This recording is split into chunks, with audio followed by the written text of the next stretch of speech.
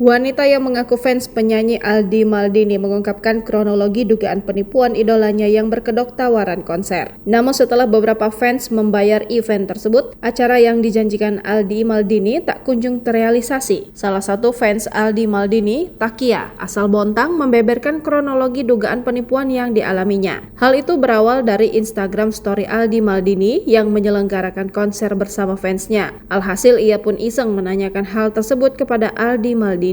Sebagai seorang penggemar, Zakia senang saat komentarnya dibalas oleh sang idola. Dari momen tersebut, akhirnya pihak Aldi Maldini menawarkan event yang rencananya akan digelar di Balikpapan. Namun H-1 sebelum acara dimulai, Aldi Maldini pun mengabarkan event tersebut batal digelar. Pihak pelantun Tembang Kamu itu masih beretikat baik menghubungi via video call untuk meminta maaf kepada penggemarnya. Zakia pun lantas meminta uangnya dikembalikan oleh pihak Aldi Maldini. Namun setelah mengirimkan nomor rekening, pihak Aldi Maldini justru hilang kabar.